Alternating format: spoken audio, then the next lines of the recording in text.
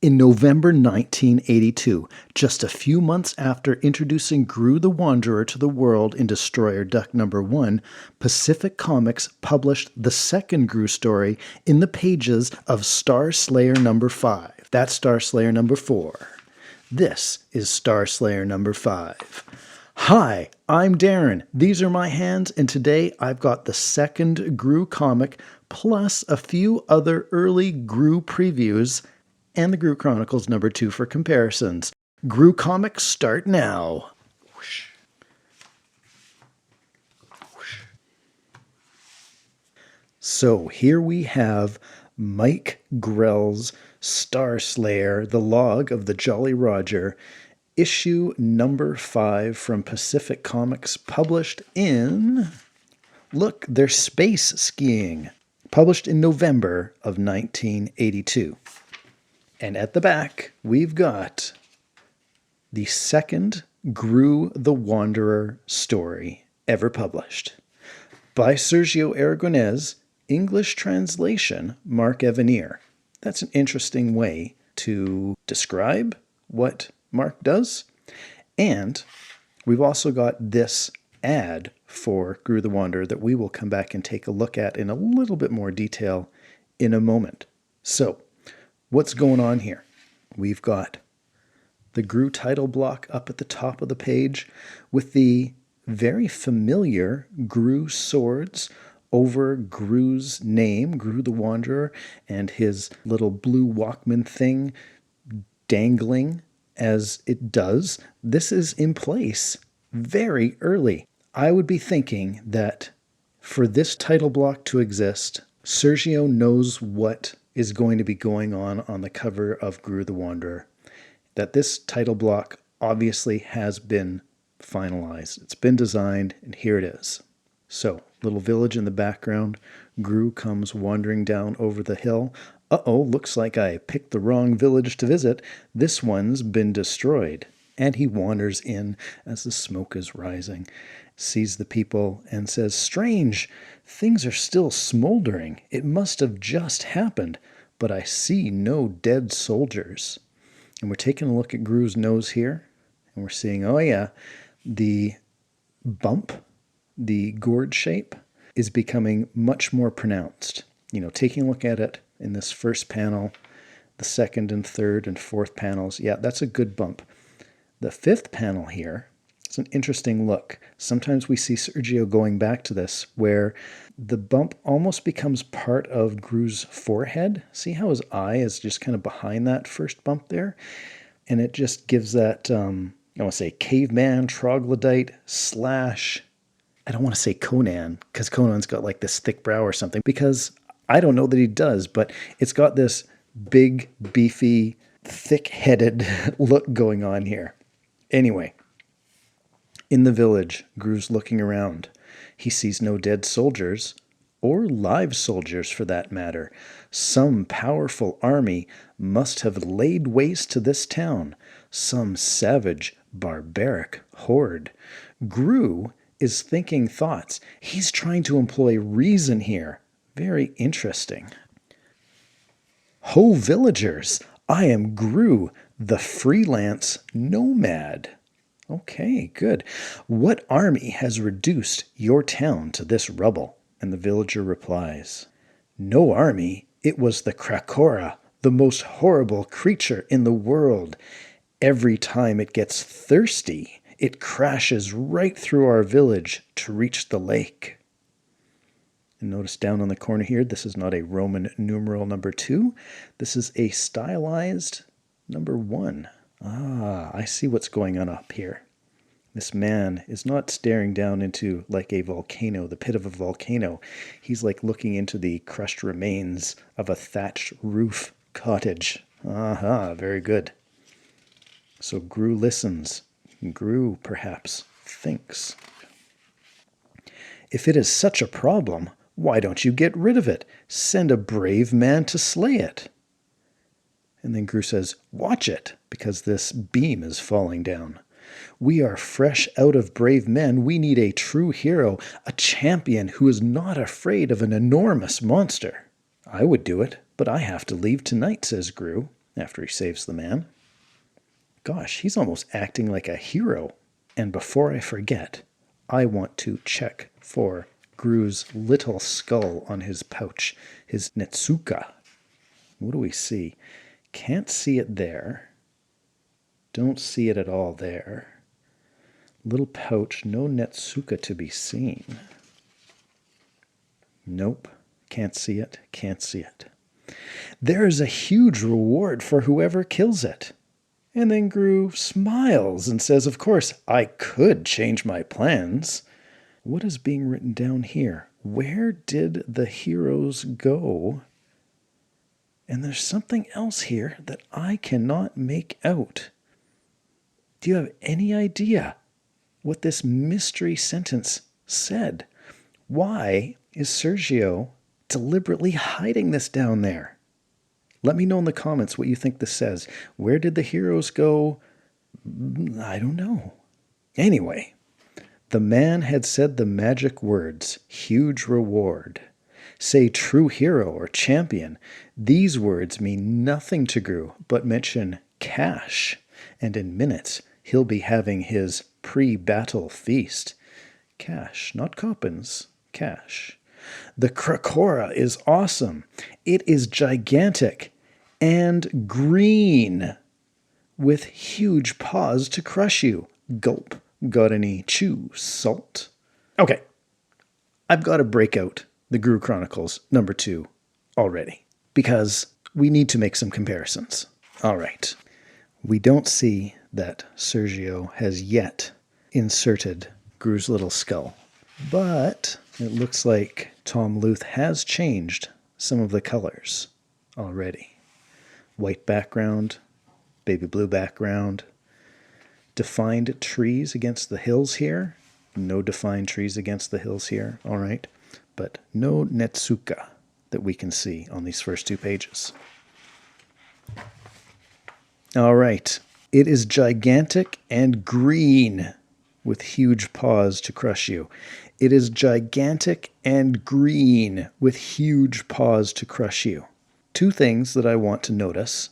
First, it seems to me that the text, the lettering is exactly the same between these 2 panels, and it seems to me that this lettering is not Stan Sakai lettering. It's not mentioned that Stan Sakai has lettered this. Presumably Sergio has. There's no mention of Stan Sakai relettering this, although there's no mention that Tom has recolored it other than in the credits at the end of Groo Chronicles book #2. Mark mentions it.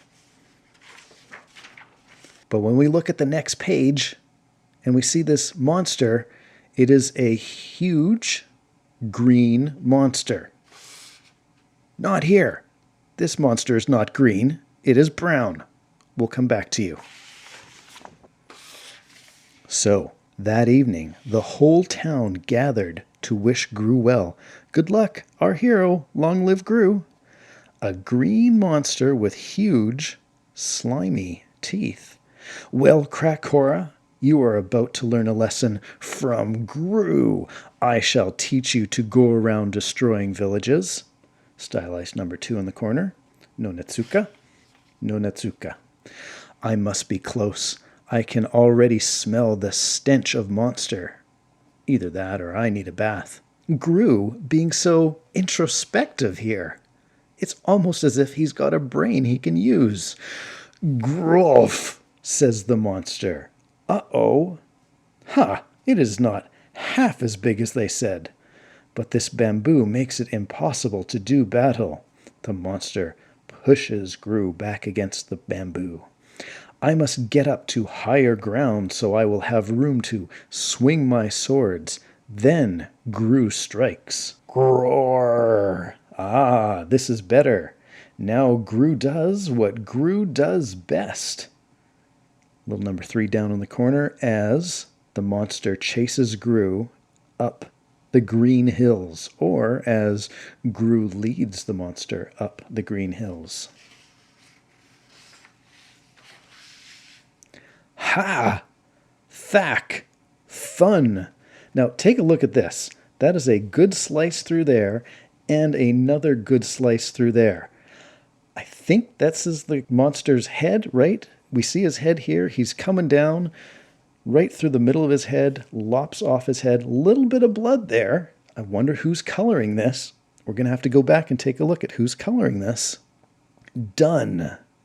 And one of my easier jobs, says Groo, as the monster flops down onto his back. I don't understand why the village didn't organize a defense group, but I guess that is why there are people like me to collect rewards from cowards. And Groo puts his katana back in its scabbard. Taking a look at Groo here, his eyes are on either side of his nose. That's not a very cartoony way to draw him, and that's okay. I'm just thinking that Groo has a more classic comic book barbarian look in these earlier Groo comics. Down at the bottom, phew! And now Groo will, huh? Oh, look at his sword slipping into the ground. This is the softest ground I have ever seen. Rumble. Groff. Ope. The Crakora. I knew I should have gotten the reward in advance, says Groo as he runs away like a coward. Now, let me just point out how cartoony he looks in silhouette here as he's running, and the puffy clouds, the trail of dust he's kicking up behind him as he goes over the hills, looks very almost Roadrunner-esque. This is a nice looking cartoony comic panel. Back in the village, one question hangs heavy on a townsperson's mind. Do you think we should have told Groo about the Crakora's baby brother? Somehow, I have a hunch he knows. Moral, look before you leap, or never count your Crakoras before they're catched. P.S. Watch for the further adventures of Groo in his own book any day now. And Aragonés, 1982. Okay, a couple comments to be made. Yes, the Crakora is green. The Crakora's baby brother is green. In the recolored by Tom Luth version from the Groo Chronicles book number 2, the Crakora's baby brother is reddish-brown. There's some consistency, at least, in that when Groo is leading the monster up the hill, it's a brown hill here, not a green hill. No Netsuka, no Netsuka, no Netsuka, no Netsuka. All right, flipping over here. For the comparison, a little bit of blood here. And the recolor basically loses all the redness in the blood. There are some indications of something coming out of the head of the monster where he's slicing through, but and some, yeah, there's a good spurt of something over here, but it's not the red blood we see here. And keeping things consistent, the green hill becomes the brown hill, the green ground becomes the brown ground, no Netsuka. And then the big green Crakora turns into a big brown Crakora. Still, this looks great as he's running away. And here comes the Crakora chasing Groo into town. Last thing to notice, the little postscript at the end here has been replaced by just a small drawing of, I don't know, maybe these are baby Crakoras hatching. There you go, because, of course, at this point, this notice would be well out of date. So great, good stuff. The second story of Groo the Wanderer in Mike Grell's StarSlayer, The Log of the Jolly Roger, issue number 7. All right, I don't want to close this up yet because I want to know who colored that Groo comic.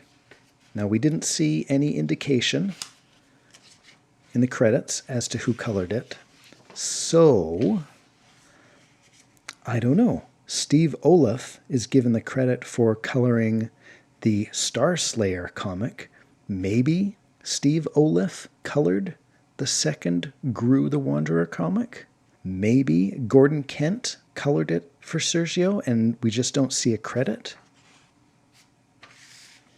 Taking a look at the credits down here, all we see is Groo the Wanderer, copyright 1982 Sergio Aragonés. So the only indication for color in this comic is Steve Oliff. Hi, Darren from the future here. I just couldn't leave this mystery unsolved, so I contacted Mark Evanier, and he tells me that Gordon Kent did indeed color this second Groo the Wanderer comic in StarSlayer number 5, which explains the blood splattering around Groo's swords.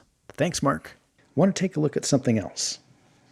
This is StarSlayer number 4 from a month or two earlier, actually from August 1982, so several months earlier.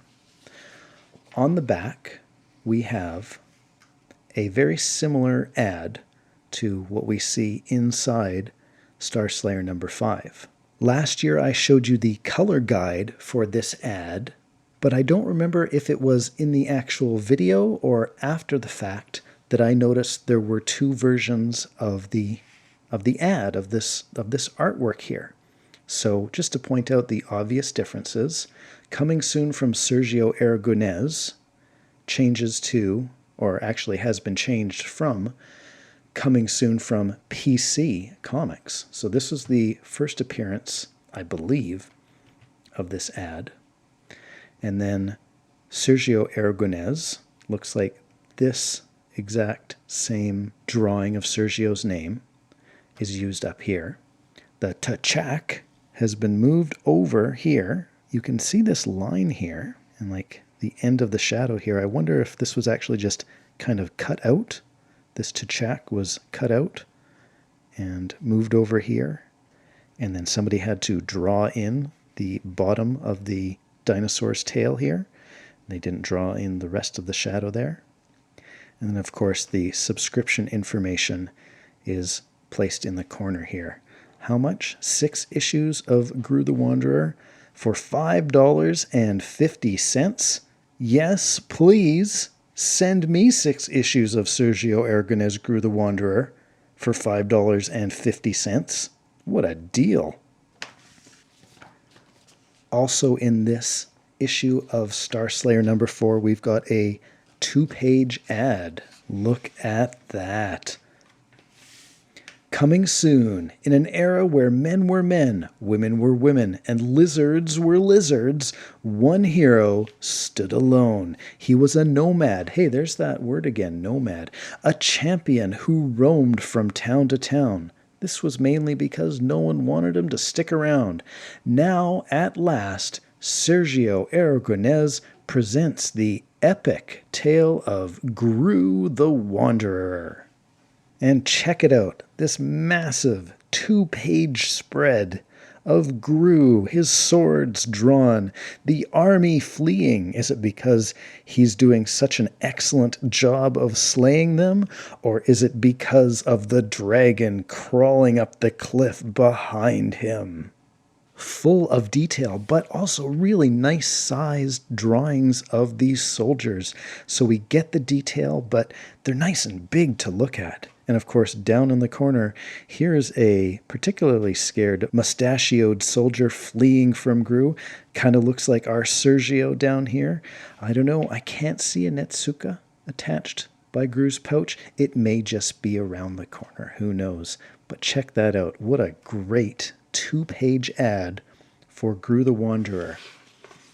This was in August of 1982, just shortly after Destroyer Duck number 1 was released, and a few months before Groo gets his own comic in Pacific Comics. Now, I'm going to admit to you that I have not read the actual StarSlayer comics in issue number 5, nor issue number 4, but as I was preparing for this episode, I did flip through and read a lot of it, and actually found it quite intriguing.